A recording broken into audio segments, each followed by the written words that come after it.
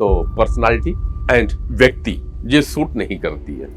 आपके मॉम और डैड की तरफ से जो एग और स्पर्म है उसके अंदर क्या जेनेटिक कॉम्पोजिशंस है, उससे भी आपकी पर्सनैलिटी डिफाइन करेगी। व्यक्ति आज अधूरा रह जाता है, कितने भी पर्सनालिटी के डेवलपमेंट का कोर्स कर ले तो हमें पता होता है कि अपनी पर्सनैलिटी के अंदर क्या बदलाव लाना है। पर्सन और रियलिटी जोड़ दे तो person as reality, that the personality. जो सत्व रजस और तमस का जो कॉम्बिनेशन रहेगा उस बॉडी के अंदर जो बच्चा बन रहा है, उस बच्चे के अंदर सत्व रजस और तमस का कंपोनेंट आएगा। यानी एक हमारी भौतिक पर्सनालिटी, एक फिजिकल पर्सनालिटी है और एक हमारी मेंटल और इमोशनल पर्सनालिटी है। जो सोल के अंदर संस्कार आए हैं, एनर्जीज आई हैं, गुण आए हैं, सत्व रजस तमस, इसके अनुसार इसका स्वभाव डिसाइड होगा। नमस्कार दोस्तों, आज एक विशेष टॉपिक के साथ मैं चर्चा करने बैठा हूँ। इसका डिस्कशन होगा मेरे और डॉक्टर अनिल गुप्ता जी के साथ में। बने रहिएगा इस वीडियो के साथ क्योंकि एक अलग प्रकार की बातें होंगी। होता ये वो है कि कुछ दिन पूर्व बड़ी अलग अलग सी घटनाएं मेरे साथ घटी, पर जो व्यक्तियों ने देखा उन्होंने एक ही शब्द को कोट किया। तो शब्द बताऊंगा क्या कोट था, पर उसके पहले स्वागत करूंगा डॉक्टर अनिल गुप्ता जी आपके साथ में। और गुड मॉर्निंग। और चर्चा को बढ़ाता हूं इस बात से कि हुआ यूं डॉक्टर अनिल कि एक दिन सड़क में कुछ हंगामे हो रहे थे और मेरे साथ किसी ने मिसबिहेव किया, मुझे गुस्सा आया, तो मैंने अपने कॉलेज जमाने की जितनी गालियां मुझे याद थी मैंने सारी गालियां निकाली और 2 पंच मार दिया। सामने देख रहे थे कुछ, तो मेरे अजीज थे, उन्होंने कहा यार पांडे जी ये आपकी पर्सनालिटी को सूट नहीं करता। ठीक है भाई, चलो निकल गया। उस दिन बैठे थे और एक पार्टी में जाना था, मैंने कुछ नॉर्मल से कपड़े पहन लिए, निकले तो हमारी बेटी ने हमें टोक दिया, बोले पापा अब आपको ये पर्सनालिटी में ये सूट नहीं कर रहा है। कपड़े सूट नहीं कर रहे। फिर क्लिक आई, मेरे कहा यार वो भी मेरे को बोला यार तुम्हारी पर्सनालिटी में सूट नहीं करता। मैं कुछ खाने खा रहा था और लगातार मुझे तकलीफ बढ़ रही थी। तो जब मैंने अपने डाइटिशियन से बात की तो उन्होंने कहा कि पांडे जी आपको ये पर्टिकुलर जो खाने हैं ये आपकी पर्सनालिटी को सूट नहीं करता। मैंने कहा यार इतनी सारी बातें और एक शब्द जो मुझे सूट नहीं करती वो पर्सनालिटी है। अब पर्सनालिटी है तो फिर मैंने इसको चालू किया खोजना, तो लोगों ने देखा कि पर्सनालिटी डेवलपमेंट की बहुत सारी क्लासेस थी जिसपे लोगों ने बताया कि आपको बात कैसे करना है, आपको चलना कैसे चाहिए, लच्छेदार लैंग्वेज कैसी होती। मगर ये 3 बातें जो कही गई थी कि कपड़े आपके पर्सनालिटी के अनुसार नहीं है, आपका बिहेवियर आपकी पर्सनालिटी को सूट नहीं करता और आपका ये खान पान आपकी पर्सनालिटी को सूट नहीं करता। तो मैंने कहा यार इससे बढ़िया टॉपिक अब यूट्यूब के लिए नहीं होगा जो बनाया जाए, तो मैं चलो आपके साथ चर्चा की जाए। तो पर्सनालिटी एंड व्यक्ति ये सूट नहीं करती है। बहुत अच्छा टॉपिक लिया है पांडे जी आपने। इस टॉपिक को शुरू करने से पहले मैं आपसे क्वेश्चन पूछूंगा, do you know your blood group? हाँ। और अगर हम ये क्वेश्चन सबसे पूछें तो मैक्सिमम ऑडियंस का आंसर होगा यस, मुझे अपना ब्लड ग्रुप मालूम। बिल्कुल। लेकिन अगर मैं दूसरा प्रश्न कहूं, do you know your personality group? और जब मैं लोगों से ये क्वेश्चन पूछता हूं तो वो कहते हैं पर्सनैलिटी ग्रुप, ऐसा भी कुछ होता है क्या यार? और पर्सनैलिटी वर्ड हम डे टू डे लाइफ में बहुत बार सुनते हैं, कभी पर्सनैलिटी डेवलपमेंट के नाम से, कभी पर्सनैलिटी को सूट नहीं करता जैसे आपने कहा। तो ये पर्सनैलिटी जो वर्ड है ना, इसको एक बहुत डीपर लेवल पे जाके समझने की जरूरत है और समझने के साथ साथ उसे हम अपनी particular day to day life में कैसे अपनी पर्सनैलिटी को एक्चुअल वे में डेवलप करें और कैसे पर्सनैलिटी के साथ अलाइन करें। तो पर्सनैलिटी अगर हम इसको एक साइंटिफिक वे में डेफिनेशन के अकॉर्डिंगली देखें तो डिक्शनरी के अकॉर्डिंगली पर्सनैलिटी का मतलब होता है परसोना। पर्सनैलिटी को परसोना वर्ड से बनाया गया है। परसोना मतलब मुकुटा या मास्क जो हम पहनते हैं, राइट? तो यानी कि जब हम अपने वर्क प्लेस में जाते हैं या दुनिया से मिलते हैं तो हमें पता होता है कि अपनी पर्सनैलिटी के अंदर क्या बदलाव लाना है। हम एक आर्टिफिशियल पर्सनैलिटी डेवलप कर लेते हैं, या ये कहें कि हम एटिकेट्स में बात करते हैं और एक certain body language, certain language words use करते हैं, सर्टेन तरीके के बिहेवियर्स करते हैं जिसे लोग हमारी पर्सनैलिटी समझते हैं। लेकिन अगर हम इसको हिंदी में समझें तो पर्सनैलिटी का हिंदी मीनिंग होता है व्यक्तित्व। पर्सनैलिटी का हिंदी मीनिंग होता है व्यक्तित्व, यानी व्यक्ति के तत्व। तो हिंदी में डेफिनेशन बिल्कुल अलग बन जाती है कि व्यक्ति की जो तत्व हैं वो कैसे हैं और उसके अकॉर्डिंगली उसका ओवरऑल स्वभाव कैसा है, उसकी बॉडी कैसी है, उसका माइंड कैसा है, उसकी सोल कैसी है, ये व्यक्ति की व्यक्तित्व होते हैं। तो व्यक्तित्व आपने कहा हिंदी के अनुसार, तो व्यक्ति धन तत्व हुआ, एक एलिमेंट हुआ, व्यक्ति और एलिमेंट। मगर उसी को चलते पर्सनालिटी का जो डिक्शनरी में वर्ड मिलता है तो वो मिलता जरूर है कि पर्सोना से आया, बट उसको अगर मैं सिंपल से समझू, डिक्शनरी छोड़ देता हूं तो मुझे समझ में आता है कि पर्सन एज रियलिटी, पर्सन और रियलिटी जोड़ दे तो person as reality, that the personality. अब दोनों को जोड़े था, इंग्लिश और हिंदी, अब दोनों को जोड़ेंगे ना तो एक ही वर्ड आता है, एज यू आर। वही आपकी पर्सनालिटी होती है और हम चेंज कर लिए। जैसे कि जब मैंने आपको उदाहरण दिया कि जब मैं किसी को मारा या गाली बका तो मेरी पर्सनालिटी को सूट नहीं किया। बोले क्यों? क्योंकि पांडे जी जितनी बार आपको देखा, आप बड़े शांत, काम, मुस्कुराता हुआ एक व्यक्तित्व तो होते हो, एक व्यक्ति हो आप, ये आपकी ओरिजिनल पर्सनालिटी है। मगर जैसे ही आपने गुस्सा दिखाया सामने वाला को बेकार लगा, तो वो आपने एक मुखौटा ओढ़ लिया था जो आपको सूट नहीं किया। अब आ जाते हैं साहब रियलिटी, रियल, एज रियल। जब एज रियल में आएंगे तो व्यक्तित्व की बात आ जाती है हिंदी में, और जब तत्व यानी एलिमेंट की आती है तो यह मानव शरीर पंच तत्वों का मिलकर बना ही है। हमने वेदों में पढ़ा है, वैदिक विज्ञान में पढ़ा है। अब इन 5 तत्वों से चलते हैं पर्सनालिटी की ओर। बिल्कुल ठीक कहा। तो जैसे कोई व्यक्ति अगर रामलीला में राम का रोल प्ले कर रहा है, तो जब वो रामलीला में राम का कैरेक्टर प्ले करता है तो उस समय राम की पर्सनैलिटी में आ जाता है और वो बिल्कुल राम जैसा बिहेव करता है और लोग उसके कैरेक्टर को देख के तालियां बजाते हैं। लेकिन वही राम जब अपने घर में आता है तो वो ओरिजिनल रूप में आ जाता है। तो फिर उसकी वाइफ या उसके बच्चे या जो उसके रिलेटिव्स होते हैं, जो उसके साथ मैक्सिमम टाइम स्पेंड करते हैं, वो उसकी ओरिजिनल पर्सनैलिटी को बता देते हैं कि वहां पर आपकी पर्सनैलिटी कुछ और थी और यहाँ पर पर्सनैलिटी और थी। तो यानी हम सबकी पर्सनैलिटी 2 टाइप की होती है। एक जो हम सामाजिक दायरे में जब रहते हैं या वर्क प्लेस में रहते हैं या दुनिया के साथ जब इंटरेक्ट करते हैं सोशल सर्कल में, तो एक छद्म या नकली रूप धारण कर लेते हैं। और एक ओरिजिनल जो है, जो हम जैसे होते हैं। तो व्यक्तित्व का मतलब है 5 तत्व। अगर हम वैदिक प्रोस्पेक्टिव से समझें तो ये जो 5 तत्व हैं, पृथ्वी, जल, वायु, अग्नि और आकाश, ये जो 5 तत्व हैं, इन 5 तत्वों का कॉम्बिनेशन हर किसी के अंदर होता है। आपके अंदर बाय बर्थ कौन सा तत्व ज्यादा है, उससे आपका व्यक्तित्व डिसाइड हो जाएगा। जिनके अंदर अग्नि तत्व ज्यादा रहेगा वो एग्रेसिव रहेंगे, गुस्सैल रहेंगे, पैशनेट रहेंगे। जिनके अंदर पृथ्वी तत्व ज्यादा रहेगा वो स्टेबलाइज रहेंगे, ग्राउंडेड रहेंगे, थोड़े मोटे रहेंगे, मेटेरियलिस्टिक चीजों में ज्यादा उनका ध्यान होगा। जिनके अंदर वायु तत्व ज्यादा होगा वो थोड़ा पतले दुबले होंगे और थोड़ा चंचल स्वभाव के होंगे, बहुत ज्यादा हवाई बातें करेंगे, ड्रीमर्स होंगे। जिनके अंदर आकाश तत्व ज्यादा होगा वो थोड़े कुछ हाई लेवल की बातें करेंगे, थिंकर्स होंगे। कुछ उनके अंदर स्पेशल कैरेक्टरिस्टिक दिखाई देगा, आकाश जैसा उनके अंदर एक विशाल चीजें आपको दिखाई देंगी उनके व्यक्तित्व। तो जिनके अंदर जल तत्व होगा उनकी नेचर जल की तरह बदलती रहेगी। उनके मन कभी इधर कभी वैसा रहेगा, कभी ऐसा रहेगा। तो ये तत्वों के आधार पे व्यक्ति की पर्सनैलिटी बनती है। आयुर्वेद कहता है ये तत्वों का कॉम्बिनेशन आपके शरीर में कैसा आया है उसके अकॉर्डिंगली आपकी पर्सनैलिटी रहेगी, यानी बॉडी टाइप और माइंड टाइप। तो आयुर्वेद में कॉन्सेप्ट आता है प्रकृति का। प्रकृति is the unique psychosomatic constitution of a person determined at the time of conception depending upon the constitution of his or her parents as well as time of conception। दो चीजें बताया उन्होंने, साइकोसोमैटिक यानी बॉडी कैसी होगी, mind कैसा होगा। कब निर्धारित होती है? टाइम ऑफ कंसेप्शन, जब एग और स्पर्म मिलते हैं तभी डिसाइड हो जाती है, बर्थ के समय नहीं, कंसेप्शन के टाइम। उस समय ग्रह नक्षत्रों की दिशा क्या थी ऊपर में, उसका भी फर्क पड़ता है कि आप किस पर्सनैलिटी के बनेंगे। आपके मॉम और डैड की तरफ से जो एग और स्पर्म है उसके अंदर क्या जेनेटिक कॉम्पोजिशंस है, उससे भी आपकी पर्सनैलिटी डिफाइन करेगी।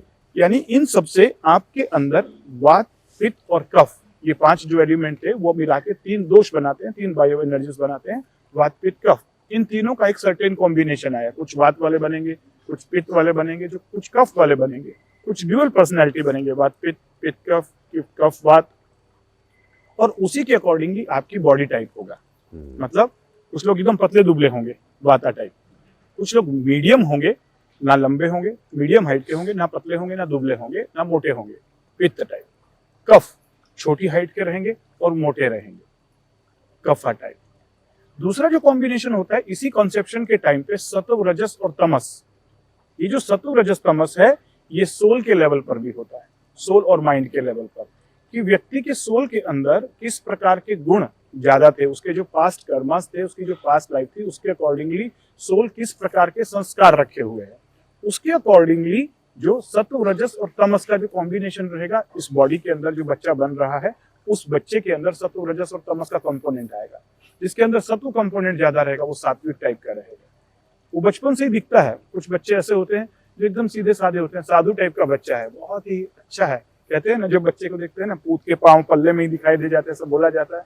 तो आप कभी घर में जाओगे तो एक बच्चा होगा जो बहुत ही शांत बैठा होगा, कभी गुस्सा नहीं करता है, जो दे दो उसी में सुखी रहता है। और कुछ बच्चे बहुत ही उद्यमी टाइप के होते हैं, चिड़चिड़े होते हैं, खुरापात होते हैं, है ना, तो वो तमस वाले ज्यादा होते हैं। रजस, तमस, सत्व। सत्व मतलब सात्विक जो साधु टाइप के होंगे, रजस जो राजसिक टाइप के होंगे, पैशनेट होंगे, उद्यम करना जिनका काम रहेगा, और तमस तामसिक, थोड़े राक्षस टाइप के, शैतानी टाइप के। तो ये जो पर्सनैलिटी का जो टाइप था, सत्व, रजस और तमस, ये जो तीन गुण थे, उस सोल के अंदर कितने गुण आए कंसेप्शन के टाइम पे, तो ये वात पित्त कफ और सत्व रजस तमस, ये जो कॉम्बिनेशन बना इस बच्चे के अंदर, ये उसकी ओरिजिनल पर्सनैलिटी। मतलब आप एक बताना चाह रहे हैं यहाँ पे कि जो हमारा शरीर बना है वो पंच महाभूत तत्वों को बना, जिसमें आपने कहा पृथ्वी, जल, अग्नि, वायु और आकाश, ये हमारे 5 तत्वों से मिलकर बने। और 5 तत्वों के 3-3 रिप्रेजेंटेटिव हो गए, वात पित्त और कफ हो गए। अब जब इसी तरह से अगर हम बात करें तो हमारा जो ये शरीर, जब बात करते हैं तो बताते हैं कि हम एक शरीर नहीं है जो दिखाई दे रहा है, इसके अलावा हम 5 शरीर हैं, जिसमें हम बात करते हैं हमारा एक भौतिक शरीर है, फिर मनोमय कोश है, फिर ज्ञानमय कोश है, एनर्जी वाली बॉडी है, और आध्यात्मिक स्पिरिचुअल है। तो उसी तरह डॉक्टर साहब हमारे जीवन में इन 5 प्रकार की कारण भी और भी होते हैं, जिसमें भौतिक चीज़ें हैं, जिसमें आध्यात्मिक है, जिसमें सामाजिक है, और जिसमें इमोशन जुड़ा हुआ है। इस तरह ये पांचों का हम एक कॉम्बिनेशन में यहाँ धीरे धीरे दिमाग में बातें आ रही थी, ठीक है। तो कुल मिलाकर अगर ये कहें, जो अभी तक बातें हुई थी, ये होगा कि भौतिक शरीर की जो संरचना है और भौतिक रूप में जो प्रभावित हो रही है पर्सनालिटी, यह वात पित्त और कफ का एक रिप्रेजेंटेटिव जो आया था उसके थ्रू भौतिक शरीर दिखाई दिया। कोई मोटा है, कोई पतला है, कोई मध्यम आकार का है, तो एक आया। लेकिन एक तरफ आपने ये भी बताया कि कोई चंचल है, किसी में एग्रेशन ज्यादा है, और कोई एकदम शांत बैठा रहता है, जिसको आपने सत्व, रजस और तमस के नाम से दिया। यानी एक हमारी भौतिक पर्सनालिटी, एक फिजिकल पर्सनालिटी है, और एक हमारी मेंटल और इमोशनल पर्सनालिटी है। तो जब तक हम दोनों को बात नहीं करेंगे तब तक वो कहते हैं ना कि पर्सनालिटी डेवलपमेंट है, तो डेवलप तो हो जाएगा, वो भौतिक शरीर पे होगा, लेकिन कंप्लीट डेवलपमेंट, होल डेवलपमेंट के लिए आपको मेंटल की भी ओर जाना पड़ेगा, जिसमें सत्व, रजस और तमस की बात आती है। और शायद इसीलिए व्यक्ति आज अधूरा रह जाता है, कितने भी पर्सनालिटी के डेवलपमेंट का कोर्स कर ले, वो अधूरा ही रह जाता है। लेकिन जब आप ना रामायण के उदाहरण दे रहे थे कि जब कोई राम का कैरेक्टर प्ले करता, तो मुझे एक कैरेक्टर याद आ रहा था डॉक्टर साहब। बचपन में अपन थे तो टीवी पे रामायण आता था, और रामायण का रोल प्ले करते थे एक्टर अरुण गोविल जी। अरुण गोविल जी ने अपनी एक बायोग्राफी में, जिन्हें एक इंटरव्यू में बताया था कि पहले वो स्मोकर थे, और हर एक सीन करने के बाद में वो जाते थे स्मोकिंग करने लगते थे। लेकिन राम के कैरेक्टर को प्ले करते करते वो इतना डूब गए थे, डूबना अब फिजिकल से कर रहे थे पहले, तब तक सिगरेट पी रहे थे। जैसे ही वो करते करते पहुंचे, बोले जब मैं एंड पे आया तो मैं पूरी तरह से सिगरेट और नॉनवेज ये सारा कुछ खाना छोड़ दिया था। ये सत्व, रजस, तमस का उनका मनो जो गुण थे वो भी इसमें अडॉप्ट हो गए। ये कंप्लीट ट्रांसफॉर्मेशन हुआ था चीज़ों को लेकर के। तो अगर किसी व्यक्ति को अपना व्यक्तित्व को निखार, मैं डेवलपमेंट की बात नहीं करूंगा क्योंकि ये निखार आ गया, व्यक्तित्व का उन्नयन, पर्सनालिटी का डेवलपमेंट और उसमें निखार लाने की बात ही हो, तो वो दोनों चीज़ों को कैसे बैलेंस करें? बहुत ही अच्छा प्रश्न किया आपने, क्योंकि इस पॉडकास्ट का जो मेन मोटो है वो यही है कि अपनी पर्सनैलिटी को ट्रांसफॉर्म कैसे करें, निखारे कैसे व्यक्तित्व को। तो पहले ये समझना है कि पर्सनैलिटी है क्या, और बाय बर्थ मेरी पर्सनैलिटी क्या है। और पर्सनैलिटी में क्या आता है, एक फिजिकल मतलब मेरा बॉडी टाइप क्या है, दूसरा मेटाफिजिकल कि मैं एनर्जीज के पॉइंट ऑफ व्यू से किस टाइप का, मेरा मन कैसा है, मेरी सोल कैसी है। तो जैसा मैंने कहा ना कि व्यक्ति जो है 5 तत्व वात पित्त कफ जो बनाते हैं उसके अकॉर्डिंगली बन गया कि ये मोटा होगा, ये पतला होगा, ये दुबला होगा, हाइट कैसी होगी। लेकिन साथ ही साथ जो सोल के अंदर संस्कार आए हैं, एनर्जीज आई हैं, गुण आए हैं, सत्व रजस तमस, इसके अनुसार उसका स्वभाव डिसाइड होगा। और ये दोनों मिला के उसकी पर्सनैलिटी, बच्चे की पर्सनैलिटी जब वो पैदा होता है तो दिखाई देता है। कुछ बच्चे मोटे होते हैं, ओवरवेट होते हैं, कुछ बच्चे बहुत ही दुबले होते हैं, अंडरवेट होते हैं। तो एक पर्सनैलिटी उसकी कंसेप्शन के समय डिसाइड हो गई, और जब वो पैदा हुआ, पैदा होने के 2 महीने, 3 महीने, 6 महीने, अब जो बाहरी इन्वायरमेंट उसे मिला उसमें उसकी जो ओरिजिनल पर्सनैलिटी थी वो मम्मी पापा या जो रिलेटिव्स हैं वो देख के बताते हैं कि बच्चा ऐसा है। लेकिन क्या हमारी पर्सनैलिटी लाइफ लॉन्ग वही रहती है जैसे हम पैदा हुए होते हैं, या हमारी पर्सनैलिटी इन्वायरमेंट से और जन्म के बाद जो हम एक्सपीरियंसेस लेते हैं, जो हम सीखते हैं, जो हम फेस करते हैं, जो सिचुएशंस होती हैं, जो इन्वायरमेंट होता है, क्या उसकी वजह से बदल जाती है? क्या समझते हैं आप पांडे जी? निश्चित रूप से बदलती है। जैसे कि हमने कहा ना कि शरीर में आपका पर्सनालिटी में जो कारक है, कहीं ना कहीं आपका फिजिकल बॉडी तो हुआ ही हुआ है, पर इसके साथ साथ में इमोशन, एनवायरमेंटल, सोशल, ये बहुत ज़्यादा इफेक्ट करता है कि आप किस सोसाइटी पे रह रहे हैं, किस लोगों के साथ में रह रहे हो, आपके आजू बाजू का जो एनवायरनमेंट है वो कैसा है। आप हिल स्टेशन पे रहते हो, पानी के आसपास रहते हो, या मैदानी इलाकों में, गर्मी में है या ठंडी में है, ऐसा कौन सा मौसम पे आप ज़्यादा रहते हो, वही प्रभाव करता है। साथ ही साथ में आपके इमोशंस, कि आपको लंबे समय तक किन लोगों के साथ में रह रहे हो, दुख वाले क्षणों पे रह रहे हो या सुखी वाले में हो, तो भी प्रभाव पड़ता है। क्योंकि मैं यहाँ पे एक और कोट करूँगा, क्योंकि मैंने कुछ जीवनियाँ पढ़ी थी, उसमें से जो फेवरेट स्टार थे हमारे, वो दिलीप कुमार साहब की कहानी पढ़ी थी। दिलीप कुमार को बॉलीवुड की मूवी में ट्रेजेडी किंग कहा जाता था, और एक दौर था जब दिलीप कुमार साहब लगातार ट्रेजेडी वाले रोल करते थे, दुख वाले रोल करते थे बहुत, तो वो डिप्रेशन में चले गए थे। उन्होंने कोट किया कि लंबे समय, फिर उन्होंने ऐसी मूवी छोड़ी कुछ दिनों के लिए, फिर उन्होंने कॉमेडी करना चालू किया और वापस आए तो वो कोप अप हुए। तो कुल मिला के ये कि लंबे समय तक अगर आप, तो इमोशन जो है वो भी आपकी पर्सनालिटी को बदल रहा है, इफेक्ट कर रहा है। राइट। तो एक कॉमन पॉइंट निकल कर आया कि जो बाय बर्थ पर्सनैलिटी होती है उसमें इन्वायरमेंट का, एक्सपीरियंसेस का, सिचुएशंस का बहुत बड़ा रोल होता है। और हम कई बार कहते भी हैं कि, कहते हुए सुना ना, यार बचपन में ये बच्चा बहुत ही अच्छा था, लेकिन पता नहीं बड़ा होकर इसमें क्या बदलाव आ गया। या जो व्यक्ति हमें बचपन में देखा होता है, फिर वो कभी लंबे अरसे के बाद मिलता है तो वो कहता है कि यार तुम बिल्कुल बदल गए हो, है ना। यानी कि इन्वायरमेंट और एक्सपीरियंसेस और सिचुएशंस हमारी पर्सनैलिटी में बदलाव ला देती है। ओरिजिनल पर्सनैलिटी में चेंजेस आ जाते हैं दोनों लेवल पर, एक बॉडी के लेवल पर और एक माइंड के लेवल पर। बॉडी के लेवल पे जो चेंजेस आते हैं वो आते हैं इन्वायरमेंट की वजह से और डाइट और लाइफस्टाइल की वजह से। मान लीजिए कोई व्यक्ति कफ पर्सनैलिटी का था, अब वो अपना डाइट और लाइफस्टाइल ठीक रखा, उसने डाइट बहुत ठीक रखी, तो हो सकता है कि धीरे धीरे उसका बॉडी वेट कम होना शुरू हो। लेकिन अगर वो नहीं ध्यान दे रहा है तो वो ओवरवेट हो जाएगा, राइट। इसी प्रकार से जो मन है, मन के अंदर में जो हम माइंड के द्वारा इस दुनिया को परसीव करते हैं, सीखते हैं, बच्चा बड़ा होता है, स्कूल का प्रभाव आता है, टीचर्स का प्रभाव आता है, दोस्तों का प्रभाव आता है, मीडिया का प्रभाव आता है। जो भी इंफॉर्मेशन वो अपने माइंड में डाल रहा है, उसे कैसे परसीव कर रहा है, क्या एक्सपीरियंसेस उसे यहाँ हो रहे हैं, और वो समझ के सारी अपनी एक फिलॉसफी बनाता है, और उससे भी उसकी पर्सनैलिटी में बदलाव आना शुरू हो जाता है। और कई बार तो ये बाहरी इन्वायरमेंट इतना हावी हो जाता है कि आप बिल्कुल आर्टिफिशियल बन जाते हैं, ओरिजिनल बनते ही नहीं। कई बार हम खुद दूसरों के जैसा बनने की होड़ में अपनी ओरिजिनल पर्सनैलिटी को छोड़ देते हैं, और कई बार हमें दूसरे के जैसा बनाया जाता है कि देख वो बच्चा ऐसा है, तू ऐसा बन। तो हम उस कंडीशन में हमारी खुद की जो ओरिजिनल पर्सनैलिटी होती है वो गड़बड़ा जाती है, और इसी को कहते हैं आयुर्वेद में विकृति। विकृति means disease state of mind and body, जो अल्टर्ड हो गई है, जो ओरिजिनल नहीं रही है। तो अब हम ओरिजिनल नहीं रहे, और इसकी वजह से ही mental health problem, physical health problem और बिहेवियरल प्रॉब्लम और पर्सनैलिटी प्रॉब्लम आ जाती है, राइट।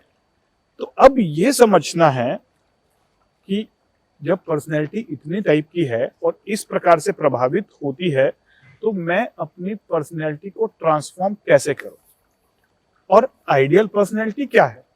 भाई एक चीज इंपॉर्टेंट है जो कभी नहीं बदलेगी, जो आपको बाय बर्थ मिली, ठीक है ना, बॉडी टाइप और माइंड टाइप। तो पहला पॉइंट है कि उसको जानना कि मैं बाय बर्थ मेरी ओरिजिनल नेचर पर्सनैलिटी क्या थी, बॉडी की, माइंड की और सोल की, ठीक है। दूसरा चीज है जो अब एट प्रेजेंट मेरी पर्सनैलिटी है उसमें कौन से नेगेटिव ट्रेट्स आ गए हैं जो मुझे फेवर नहीं कर रहे हैं लाइफ को आगे चलाने में। ठीक है, अब आते हैं आपने जो बातें कही कि हमारे अंदर में ये 3 प्रकार के गुण और दोष मैं देखता हूँ। आयुर्वेद कहता है, वेदों में लिखा है दोष और गुण। गुण आपने कहा सत्व, रज और तमस, ये 3 हमारे गुण हैं। वही के साथ में दोष आते हैं जिसमें वात, पित्त और कफ का है। इन तीनों का आपस में बैलेंस जब तक रहेगा वह हमारी नेचर है, वही हमारी प्रकृति है। नेचर पे रहे, इसी को प्रकृति कहा गया है। लेकिन जैसे ही इनमें कुछ ऊपर नीचे हो जाए, बदलाव हो जाए, तो वह प्रकृति से विकृति में आ जाता है। और विकृति ही लंबे समय तक रह जाए तो वही बीमारी हो जाती है, जिसको हमारे यहाँ पे आयुर्वेद में जीर्ण कह करके प्रयोग किया गया कि जीर्ण हो गया। जीर्ण यानी पुराना, लंबे समय तक अगर कुछ रह जाए तो जीर्ण कहलाती है, वो बीमारी है, वही डिसीज है, वही रोग है। अब एक बात कही जो आपने कहा कि व्यक्ति को शुरुआत से का अब ब्लड ग्रुप पता है, पर्सनालिटी ग्रुप पता नहीं होती है। अब आप यहाँ पे आ गए कि भाई आपको अगर अपनी पर्सनालिटी यानी ओरिजिनल पर्सनालिटी को देखना है, अगर आपको अपनी व्यक्तित्व को समझना है कि आप बर्थ में कैसे थे, बर्थ के समय कैसे थे, तो आपको वात, पित्त, कफ और सत्व, रजस और तमस का ज्ञान होना चाहिए कि आपके अंदर में कौन सा चीज बैलेंस में था और अब कौन में विकृति आ गई, कौन बिगड़ रहा है। तब ये प्रश्न है कि साहब इसे जानेगा कैसे कोई और कैसे जानेगा, क्या चीजें हैं कि मैं जान पाऊं कि भाई मेरी पर्सनालिटी यानी मैं वात, पित्त, कफ में से हूँ या मैं सत्व, रजस, तमस हूँ। ठीक है, वात, पित्त, कफ दिख भी जाएगा थोड़ा बहुत डॉक्टर साहब कि देख लिया आपने, बता दिया हाँ भाई ये दुबला पतला है, ये वात वाला होगा, ये मीडियम में दिख रहा है, ये पित्त होगा, तेज दिख रहा है, वो मोटा सा आदमी कफ का है। ठीक है, इतना अंतर आ गया, समझ में आ गई। मगर मैं सत्व, रजस और तमस को कैसे पहचानूंगा? देखिए, अभी कुछ दिन पहले आपने सुना भी होगा कि हमारी इंडियन गवर्नमेंट ने एक मुहिम चालू की थी, नो योर प्रकृति। हाँ, अपनी प्रकृति को जाने, प्रकृति परीक्षण करके हुआ था, एक ऐप भी बनाई गई थी शायद गवर्नमेंट, और क्वेश्चनएयर के मेथड के द्वारा लोगों की प्रकृति का एनालिसिस किया जा रहा था। और छत्तीसगढ़ में शायद सबसे ज्यादा डाटा इकट्ठा गया। इस बात को हमें देखकर बहुत खुशी महसूस हुई कि हमारी स्टेट सबसे आगे है अपने हेल्थ के अवेयरनेस को लेकर। लेकिन जब ये प्रकृति एनालिसिस हुआ होगा तो उसके अकॉर्डिंगली बहुत सारे लोगों की विकृति निकल कर आई होगी। अगर वो प्रेजेंट स्टेट के हिसाब से देखेंगे उन क्वेश्चन एयर्स को, तो आपकी विकृति निकल कर आएगी, क्योंकि आप जैसे अभी हैं वैसा निकल कर आएगा। लेकिन अगर आप उन्हीं क्वेश्चन एयर्स को आप अपने बचपन में जाके एनालिसिस करेंगे, मतलब आपको ये कराया जाए कि आप इन क्वेश्चंस को फिल करने से पहले अभी के हिसाब से ना सोचें, आप बचपन में जैसे थे, तो आपका कुछ अलग स्कोरिंग आएगा, अलग प्रकृति आएगी। तब आपको समझ में आएगा कि मेरी ओरिजिनल पर्सनैलिटी कुछ और थी और अभी मैं कुछ और हो गया। तो पहला तरीका होता है आयुर्वेद में या साइकोलॉजी में भी पर्सनैलिटी जानने का क्वेश्चन एयर्स, यानी हम आपसे कुछ प्रीसेट क्वेश्चंस दिए जाते हैं, आपसे पूछा जाता है, जिसके बेसिस पे पर्सनैलिटी एनालिसिस होता है। ये साइकोलॉजी में भी किया जाता है, अलग अलग टाइप के पर्सनैलिटी को समझने के लिए वेस्टर्न साइकोलॉजी में, और हमारे आयुर्वेद में भी क्वेश्चन एयर मेथड है। लेकिन इससे भी आगे का जो एक मेथड है वो है नाड़ी परीक्षण, जिसमें आप कुछ नहीं बताते हो और जो वैद्य होता है, जो डॉक्टर होता है, वो आपके नाड़ी का यहाँ पर एनालिसिस करता है कुछ देर तक। और उसके लिए कुछ सर्टेन कंडीशंस होती हैं कि आपको खाना खाने के 2 घंटे बाद या खाली पेट करवाना होता है, या दौड़ के नहीं आना है, जब आप रिलैक्स स्टेट ऑफ माइंड में हो। कुछ चीजें करने के बाद आप नाड़ी परीक्षण नहीं करा सकते। उस नाड़ी परीक्षण से हमारे वैद्य लोग, हमारे ऋषि मुनि लोग ये जान लेते थे कि आपकी ओरिजिनल पर्सनैलिटी क्या है। 7 लेवल होते हैं नाड़ी चेकअप के। जो 7वां डीपेस्ट लेवल है उसमें ओरिजिनल पर्सनैलिटी निकल के आती है, यानी कि आपकी ओरिजिनल पर्सनैलिटी बाय बर्थ कौन सी थी, प्रकृति कौन सी थी। और जो सबसे सुपरफिशियल होता है उसमें प्रेजेंट की स्टेट निकल के आती है, दैट इज कॉल्ड विकृति, कि एट प्रेजेंट आपकी स्टेट क्या है। हो सकता है कि आपकी स्टेट की प्रेजेंट की स्टेट भी ओरिजिनल के साथ मैच कर रही हो, इट मींस आप वेलनेस की मोड में, हेल्थ की मोड में है। लेकिन अगर अभी आपकी प्रेजेंट की स्टेट कुछ और आ रही है और जो आपकी ओरिजिनल स्टेट थी वो कुछ और आ रही है, तब आप विकृति का शिकार हो चुके हो। राइट? एक बहुत बड़ा क्वेश्चन ये है। अगर हम एक थोड़ा सा पीछे चलें, माइथोलॉजी में थोड़ा चलते हैं, रामायण और महाभारत के समय, तो देखते हैं अलग अलग कैरेक्टर्स को वो किस टाइप के थे। अगर हम राम की बात करें तो राम तीनों दोष का बैलेंस थे, वात, पित्त और कफ का, और सात्विक ज्यादा थे। लक्ष्मण अगर हम कहें तो पित्त पर्सनैलिटी था और सात्विक ज्यादा था, राजसिक नहीं था, सात्विक था वो भी, लेकिन पित्त पर्सनैलिटी था, इसलिए हर छोटी छोटी बात पर उसे गुस्सा आ जाता था। भरत कहीं ना कहीं कफ पर्सनैलिटी था। भीम, अगर महाभारत की बात करें, कफ पर्सनैलिटी था। अर्जुन पित्त पर्सनैलिटी था। युधिष्ठिर अगेन वात, पित्त और कफ तीनों का बैलेंस था, त्रिदोषास थे और सात्विक ज्यादा थे। अगर रावण की बात करें, कफ और पित्त का कॉम्बिनेशन। मेघनाथ की बात करें, पित्त पर्सनैलिटी था। तो ये जो आप किसी भी करेक्टर को उठा के देखें, एक उसका बॉडी टाइप दिखेगा आपको, एक उसका माइंड टाइप दिखेगा, और इन दोनों का कॉम्बिनेशन से ही आप बता पाएंगे कि उसकी पर्सनैलिटी कैसी थी और फिर उसके इन किस इन्वायरमेंट में वो पला। कुछ लोग गलत इन्वायरमेंट मिलने के बाद भी सात्विक ज्यादा होने की वजह से अपनी ओरिजिनल पर्सनैलिटी में रहे, और कुछ लोग जो गलत इन्वायरमेंट मिला, ओरिजिनल पर्सनैलिटी अच्छी होने के बावजूद भी गड़बड़ा गए। अगर हम बात करें विभीषण की, ये दो करेक्टर ऐसे दिखाए जाते हैं जिनका इन्वायरमेंट गड़बड़ था, लेकिन उसके बावजूद इन्होंने सही का साथ दिया, क्योंकि ये दोनों सात्विक बहुत ज्यादा थे। तो सत्व एक ऐसा तत्व है, अगर आप अपनी पर्सनैलिटी में सत्व तत्व को ज्यादा बढ़ा के रखते हैं तो आपकी जो ओरिजिनल पर्सनैलिटी है उसमें आप रहेंगे, आपका बॉडी हेल्दी रहेगा और आपकी विकृति डेवलप नहीं हो पाएगी। तो पहला जो चीज था वो था नाड़ी चेकअप। तो नाड़ी चेकअप में 7 लेवल होते थे, इसमें सुपरफिशियल में आपकी प्रेजेंट स्टेट पता चलती थी और डीपर लेवल पे आपकी ओरिजिनल पर्सनैलिटी पता चलती थी। लेकिन आजकल मॉडर्न साइंस इतना एडवांस हो चुका है, क्योंकि जब मैंने एमबीबीएस किया तो एमबीबीएस में और एमएस में हमने पल्स एग्जामिनेशन सीखा, जिससे हम कार्डियक हेल्थ को समझते हैं। लेकिन मेरा आयुर्वेद में शुरू से ही रुझान रहा, वैदिक विज्ञान में भी शुरू से रुझान रहा, तो मुझे पता था कि नाड़ी चेकअप से कुछ पता चलता है, जो पल्स के एनालिसिस से कुछ डिफरेंट होता है। तो मैंने नाड़ी चेकअप भी सीखा कि वात पित्त कफ का क्या एनालिसिस किया जा सकता है, और साथ ही साथ मैं कुछ ऐसी मशीनों की सर्च में था जो मशीन से एनालिसिस करके पता चल सके। जैसे इकोकार्डियोग्राफी, ईसीजी करने से हम हार्ट की हेल्थ बता देते हैं ना, वैसे ही आजकल हमारे पास पॉजिटिव हेल्थ जोन में एक डिवाइस है जो रशियन और जर्मन टेक्नोलॉजी से कंबाइन कोलैबोरेशन से बनी है। आयुर्वेद के वैद्य और क्वांटम डिवाइसेस के ज्ञाताओं ने मिलकर एक डिवाइस बनाई जो heart rate variability HRV based आपके पल्स का 5 मिनट एनालिसिस करके आपकी ओरिजिनल पर्सनैलिटी भी निकालती है, और एट प्रेजेंट क्या वो ओरिजिनल है या उसमें कुछ गड़बड़ आ गई है उसका भी एनालिसिस निकलता है। सबसे बड़ी बात मुझे जानकर यह आश्चर्य हुआ कि उसमें पहले तो ये पता चलता है कि आपके 5 एलिमेंट कितने प्रोपोर्शनेट में है, यानी पृथ्वी, जल, अग्नि, आकाश, वायु, ये 5 तत्व क्या आपके बैलेंस है कि नहीं है। 1 से लेकर 3 उसमें पैरामीटर दिए हुए हैं, इन तीनों 1 से 3 के बीच में रहेगा तो ये पैरामीटर्स नॉर्मल है, 1 से कम रहेगा तो कम हो गए हैं, 3 से ऊपर चले गए तो हाई हो गए। इसके बाद पता चलता है वात पित्त कफ, और वात पित्त कफ के भी 15 सब दोष, वात के 5, पित्त के 5 और कफ के 5 सब दोष होते हैं। ये बायो एनर्जीज हैं। दोष मतलब कोई नेगेटिव चीज नहीं है, दोष मतलब बायो एनर्जी। उसका भी एनालिसिस इस मशीन से निकल कर आता है।